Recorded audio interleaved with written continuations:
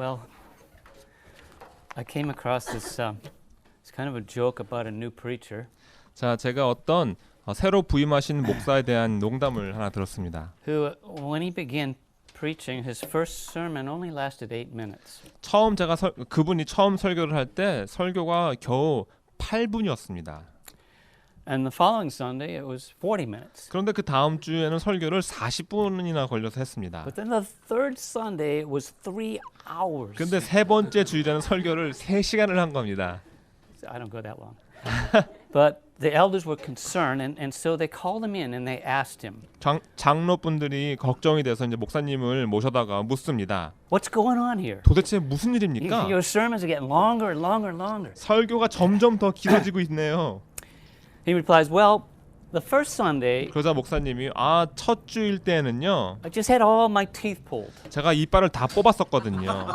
and my mouth was very sore, and so my sermon was very short. 제 입이 너무 아파서 제가 설교가 짧을 수밖에 없었습니다. The next week, I had my new dentures in. 그런데 그 다음 주는 제가 틀니를 껴서요. I was feeling fine. 네, 컨디션이 좋았었거든요. The chairman said, "But what about your third sermon? 그러자 장로회의 그 의장이 그런데 세 번째는 왜 이렇게 긴 겁니까? It 했죠. lasted 3 hours." 3시간이나 설교를 했어요. "Oh, yes," he said. 그래서 목사님이 예 그랬습니다. Well, the third week, 자, 세 번주에는요. I accidentally picked up my wife's dentures by mistake. 제가 실수로 아내의 틀니를 꼈거든요. You just got it. Well, our text today in Acts 6 is all about how the early church solved problems. 자, 오늘 본문 말씀은 사도행전 6장에서 초대교회가 문제들을 어떻게 해결했는가가 중점입니다. And I know they didn't have this kind of problem, but there are some good principles that we can learn from the ones they had. 자, 물론 초대교회는 긴 설교가 문제되지는 않았지만 그들이 문제를 어떻게 해결했는가를 보면서 우리가 좋은 원리들을 얻을 수 있습니다. And one of the things they did to solve a serious problem is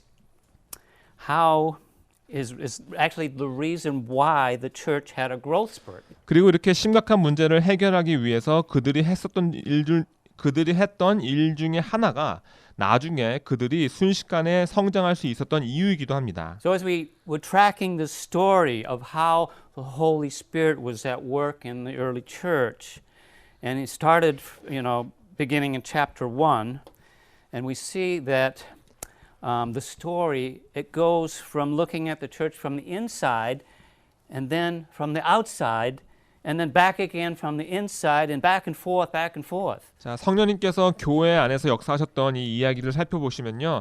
1장부터 교회의 내적인 부분에 대해서 살펴보고 그 다음에는 교회의 외적인 부분을 살펴봤습니다. 그리고 다시 또 내적인 부분을 보고 또 다시 안쪽과 바깥쪽을 번갈아 보게 되는 것을 알 수 있습니다. For example, in chapter 1, the church, about 120 people, they were praying together, in the upper room when the Spirit came upon them. 자, 예를 들면 1장에서 대략 한 120명 정도의 사람들이 사람들의 교회가 함께 기도를 하고 있었을 때 다락방에서 기도를 했죠. 성령님께서 그들에게 임하시는 모습을 볼 수 있었습니다. Then we get to chapter 2. They're outside in the streets preaching God's word. 그리고 2장에서는요. 이번에는 그들이 길 밖에서 하나님의 말씀을 가르치는 모습이 나옵니다. The end of chapter 2, 3,000 Jews had been saved, and they're meeting again and praying in houses every day. 그리고 2장 마지막에 보시면 3,000명의 유대인들이 구원을 얻고요. 다시 집 안에서 매일 만나서 기도하는 모습을 볼 수 있습니다. In chapter 3, they're back at the temple preaching at the occasion of a lame beggar being healed. 3장에서는 또 다시 성전 밖으로 나와서 말씀을 가르치고 안진병이 거지가 치유를 받는 사건이 일어나죠. And the number of the saved men alone increases to 5,000. 그래서 구원을 받은 남자들만 5,000명으로 늘었다고 했습니다. Then chapter 4, they're back praying again. 그리고 다시 4장에서 또 안에 와서 기도하는 모습을 볼 수 있습니다. That God would continue to give them boldness, and the place that they were at was shaken. 하나님께서 계속해서 그들에게 담대하게 해주시고 그렇게 기도하자 그들이 기도하던 그곳이 흔들렸다고 했습니다. And in chapter 5, they found themselves dealing with their first internal problem in the church, one which God took care of directly with the judgment of Ananias and Sapphira. 그리고 5장에 보시면 사도들이 교회가 처음으로 내적인 문제가 생겼을 때 그 사건을 다룬 이야기가 나옵니다. 바로 아나니아와 삽비라에게 하나님께서 직접적으로 심판을 내리셨던 내적인 첫 번째 문제였습니다. Then verse 14 says, and more than ever, believers were added to the church, to the Lord. I mean, multitudes of both men and women. 그래서 14절에 보시면요. 믿고 주께로 나오는 자가 더 많으니 남녀의 큰 무리더라 했습니다. So many were added, they couldn't even keep count of them. 자, 지금 이 상황에서는 더 이상 숫자를 셀 수가 없을 정도로 제자들이 늘어난 겁니다. And so all the while they were, being confronted and threatened by the Sanhedrin to stop preaching in the name. 그러면서도 그 와중에 사내들인이 대면하고 예수의 이름으로 말씀을 가르치라는 것을 멈추라고 위협까지 한 사건이 생겼죠. They were first warned, then threatened, then flogged, and rejoicing that they were counted worthy to suffer for Christ. 처음에는요 경고를 받았고 그 다음에는 위협을 받았고 그 다음에는 채찍질을 당하지만 그들은 그리스도의 이름으로 고난받게 합당한 자로 여김을 받은 것을 오히려 기뻐했습니다. And they refused to stop. 그들은 멈추라는 말을 거절합니다. Verse 42 says, and every day in the temple and from house to house, they did not cease teaching and preaching that Jesus is the Christ. 42절에 보시면 저희가 날마다 성전에 있던지 집에 있던지 예수는 그리스도라 가르치기와 전도하기를 쉬지 아니하니라 했습니다. So as we are going through this, we're noticing the rapid growth of the church as it continues in Acts chapter 6 now. 이렇게 여러분들이 사도행전을 보시면서 6장에도 볼 수 있지만 계속해서 교회가 순식간에 성장하는 모습을 볼 수 있습니다. The first thing we see in verse 1 is, now in these days when the disciples were increasing in number. 자, 1절에서 보시면 제일 처음 볼 수 있는 것이 그때에 제자가 더 많아졌는데 했습니다. They're still growing. 아직도 자라나고 있는 겁니다. And by the time we get to verse 7, we read, and the number of the disciples multiplied greatly in Jerusalem, and a great many of the priests were being obedient to the faith. 그리고 7절에 보시면요. 하나님의 말씀이 점점 왕성하여 예루살렘에 있는 제자의 수가 더 심히 많아지고 허다한 제사장의 무리도 이 도에 복종하니라 했습니다. So there's an even greater shift in the increase. 자, 영어 단어로 보시면 차이가 있습니다. increase와 multiply는 단어가 서로 다르게 사용되죠. 여기 Instead of- 보시면 교회의 성장 단계에도 큰 변화가 생겼다는 것을 알 수 있는 겁니다. Instead of just adding to the church those who were being saved, the disciples were multiplying greatly. 여기서 구원받은 사람들이 더해지기만 늘어나기만 한 것이 아니라 제자들이 숫자가 마치 곱하기를 하듯이 크게 증가했다는 뜻인 겁니다. We know that is the principle of discipleship. 그게 바로 제자 훈련의 원리인 것이죠. And something happened that you would never expect to cause such a multiplication to happen. 그런데 교회가 이렇게 증식하게 만드는 원인이라고는 우리가 생각지도 못했던 일이 일어납니다. It was this problem that crept up in the church, a problem which was handled with great wisdom and compassion. 교회 안까지 문제가 하나 기어들어온 겁니다. 그리고 그 문제를 제자들이 사도들이 큰 지혜와 긍휼함으로 해결합니다. And everyone took notice, even the priests, and therefore brought forth this increase. 모든 사람들이 심지어는 제사장들도 그런 모습을 보게 되고 그로 인해서 교회가 더 증가하게 된 것이죠. Now, what was the problem? 그래서 그 문제가 무엇이었습니까? A complaint by the Hellenists arose against the Hebrews because their widows were being overlooked in the daily food distribution. 원망이었습니다. 헬라파 유대인들이 자기의 과부들이 그 매일 구제에 빠짐으로 히브리파 사람을 원망했다고 했습니다. In other words, hey, you Hebrews, you're not feeding my poor Hellenist mama.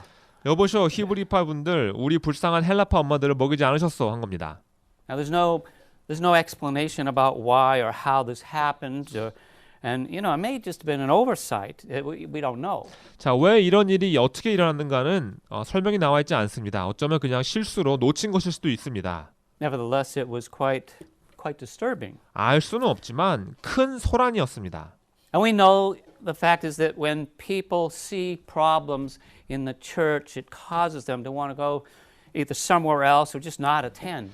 사람들이요 이 교회의 문제를 보게 되면 그냥 다른 곳으로 가버리든지 아예 교회에 안 나오고 싶게 만든다는 것이 문제입니다. But when a problem comes up like this one, and it's handled with great care and concern and grace, it draws people to want to belong to such a group. 하지만 오늘 본문 말씀에 나온 것 같이 이런 문제가 생겼을 때 아주 조심해서 살펴보면서 은혜로 문제를 다루게 되면 사람들은 오히려 그런 모임에 끌리고 그 모임에 속하고 싶어지게 만드는 겁니다. And the early church, at this point, were made up of Jewish Christians. 지금까지 초대교회는 유대교 그리스도인들로만 이루어져 있었습니다.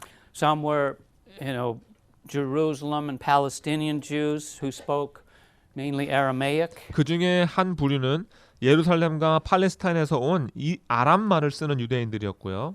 And they prided themselves that they were native Jews. 그들은 자신들이 본토 유대인임에 대해서 자부심을 느끼고 있었습니다. There are also Jews from foreign countries who had come at Pentecost and who had made this great discovery of their Messiah, Jesus Christ. 그리고 또 다른 부류는 다른 나라에서 온 유대인들이었는데요. 오순절에 예루살렘에 왔다가 그들의 메시아가 예수 그리스도라는 것을 깨달은 예수님을 만난 사람들입니다. And of these and of others that came for other reasons, they'd been away for quite a while. 자, 이 사람들도 그렇고 또 다른 부류들도 있는데요. 무슨 이유든지 아주 오랫동안 본토를 떠나 있었던 유대인들이었습니다. And the natural consequence of this was that the Aramaic-speaking Jews traditionally they looked down upon the foreign Jews. 그러다 보니 아주 자연스럽게 아람말을 쓰는 히브리파 유대인이 문화적으로 외국에서 온 유대인들을 무시하게 된 겁니다. And this contempt may have been partly what affected the daily distribution of alms, or at least it could have been perceived that way. 그리고 이렇게 무시했던 것이 매일 구제할 때 어느 정도 영향을 미쳤을 수도 있고요. 아니면 적어도 당사자들은 그런 식으로 받아들였을 겁니다. And such perception would cause disunity within the church. 이런 관점이라는 것은 교회 안에 성도들이 하나가 되는 것을 망가뜨립니다. It could not continue. 절대로 계속될 수가 없는 겁니다. Now those who complained were called Hellenists. 여기서 원망했던 사람들을 우리가 헬라파 유대인이라고 합니다. The Hellenists were Jews who grew up in a country where the Greek language was spoken primarily, and they grew up speaking Greek.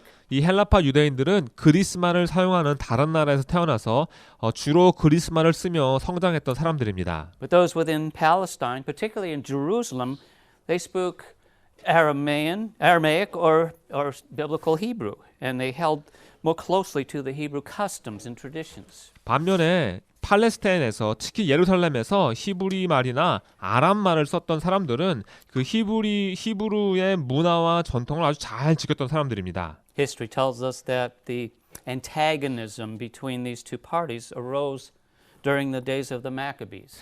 역사를 보시면 이 마카베오 시대 때 이 두 부류의 유대인들 사이에 적대감이 생긴 것을 알 수 있습니다. Now in the synagogue there was a custom that had become quite routine. 자, 유대에는요 공회에서 하루의 일과가 되어버린 어떤 관습이 하나 있었습니다. Several men went around the marketplace and to private homes, and every Friday morning they would do this, and they'd take up a collection for the needy.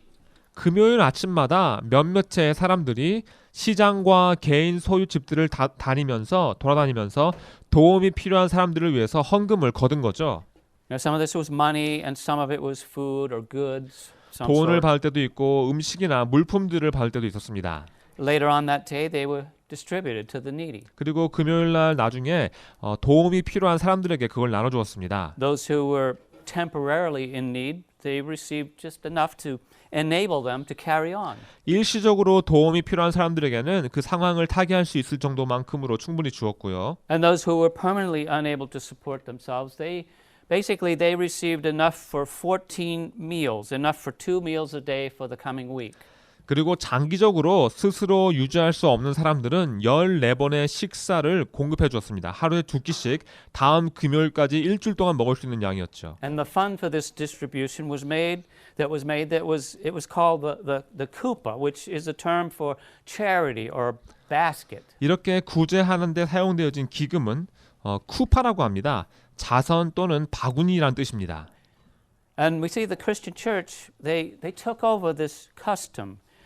And yet there was this this rift that had to be fixed. 그리스도인의 교회가 바로 그 관습을 자신들이 차지한 겁니다. 적용시킨 것이죠. 그리고 그렇게 할 때 채워야 할 깨진 틈들이 많이 있었습니다. There's a wall that had to be broken down because they are all now one in Christ. 이제 이들은 예수 그리스도 안에 하나가 되었기 때문에 그곳에 무너뜨려야 할 벽들이 있었습니다. They had to have a new mindset. 이제 그들은 새로운 마음가짐을 갖게 되었죠. They had all things in common. 그리고 모든 것을 통용하게 되었습니다. And God so powerfully demonstrated this with the judgment of Ananias and Sapphira that there was to be unity of heart, especially in caring for the needy. 하나님께서 아나니아와 사피라의 심판을 통해서 너무나도 큰 능력을 보여주셔서 다들 서로 마음이 하나가 되었고 특히 도움이 필요한 사람들을 보살피는 마음이 더 커졌습니다.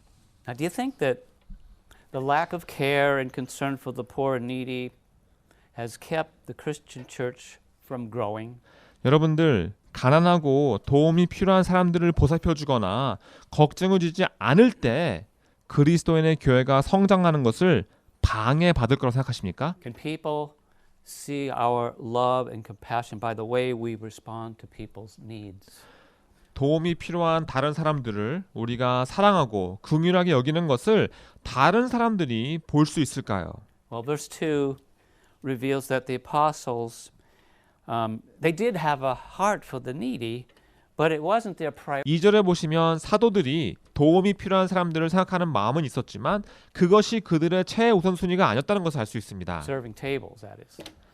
Their priority was on preaching the word of God. 그들의 최우선순위는 하나님의 말씀을 가르치는 것이었습니다. You know, it's not that they were too proud to serve, 너무 교만해서 섬기지 못한다는 말이 아닙니다. but the reason for the growth of the church was the preaching of God's word. 교회가 이렇게 성장할 수 있었던 이유는 하나님의 말씀을 가르쳤기 때문이죠. You know, this is the primary reason for churches growing. 교회가 성장하는 가장 큰 이유는 바로 하나님의 말씀입니다. But it's not the only reason. 물론 그게 다는 아닙니다. You know, if a church is not friendly, is not caring, is not generous in meeting people's needs, it doesn't matter how good the preacher is.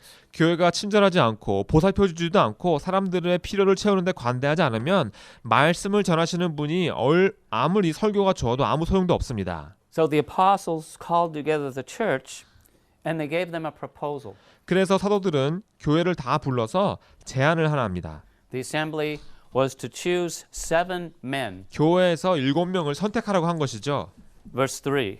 3절입니다. Men of good report, full of the Spirit and of wisdom, whom we will appoint to this duty. 형제들아 너희 가운데서 성령과 지혜가 충만하여 칭찬 듣는 사람 7을 택하라. 우리가 이 일을 저희에게 맡기고. And then they clarified their priority again in verse 4. 그리고 4절에서 다시 한번 자신들의 최우선순위가 무엇인지를 말해줍니다. But we will devote ourselves to prayer and to the ministry of the word. 우리는 기도하는 것과 말씀 전하는 것을 전무하리라 하니. And you know, these are the two most powerful and effective spiritual things they could do. 그들이 할 수 있는 가장 큰 능력, 가장 큰 효과를 갖고 있는 두 가지가 바로 이것이었습니다. I believe that's true for us also. 그리고 이것은 우리에게도 사실일 겁니다. We speak to God through prayer, 우리는 기도를 통해서 하나님께 말씀을 드리죠. and God speaks primarily to us through His Word, the Bible. 그리고 하나님은 성경 말씀을 통해서 주로 하나님의 성경 말씀을 통해서 우리에게 말씀하십니다. And the church needs to practice these two disciplines corporately if we're to grow. 그래서 교회가 성장하려면 이 두 가지 훈련을 함께 해야 합니다. Now there was a consensus of the apostles which pleased the whole gathering. 사도들이 합의해서 내어놓은 이 제안을 모든 사람들이 다 기뻐했다고 했습니다. This is not always the case, you know, but it's certainly biblical that the elders lead and govern the body, and sometimes it doesn't please everyone.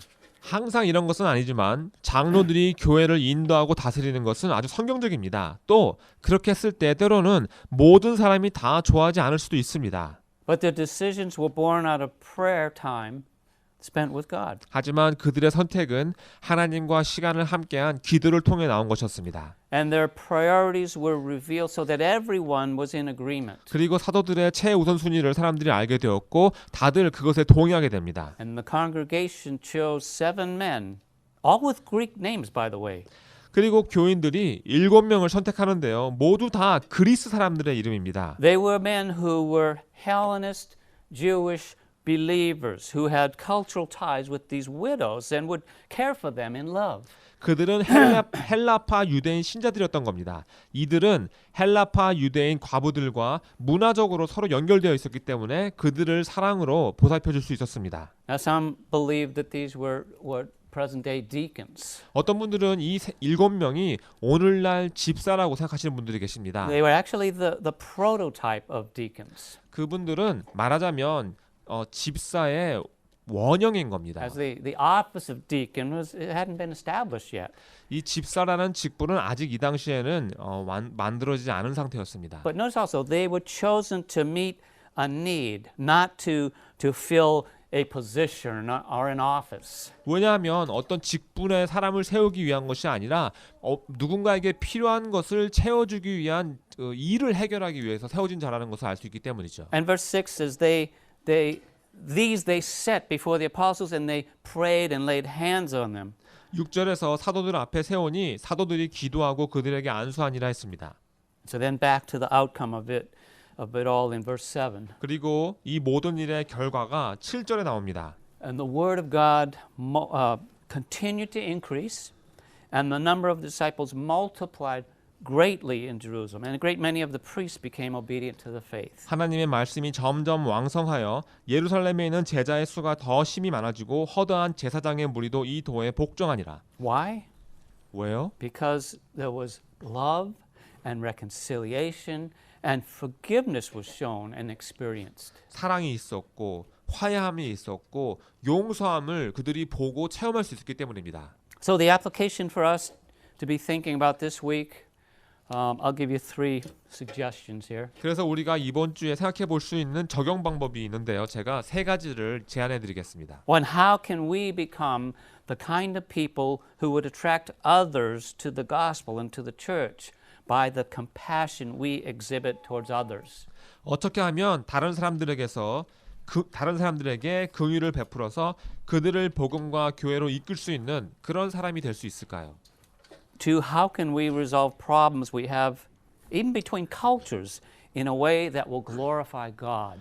어떻게 하면 이런 문제들 또는 두 문화 사이에 문제가 있을 때 하나님께 영광을 돌려드리는 방법으로 문제를 해결할 수 있을까요?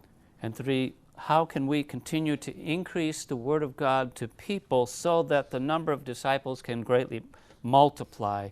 And so we can see breakthroughs in people's lives. 또 어떻게 하면 사람들에게 계속해서 말씀이 더 왕성하게 만들어 주어서 제자들의 수가 크게 늘고 사람들의 삶 속에 돌파구를 만들어 줄 수 있을까요? Amen. 아멘. Let's pray. 기도하겠습니다. Father, we're thankful for these lessons that you teach us through your word and just through history and through the examples of the saints, old and new.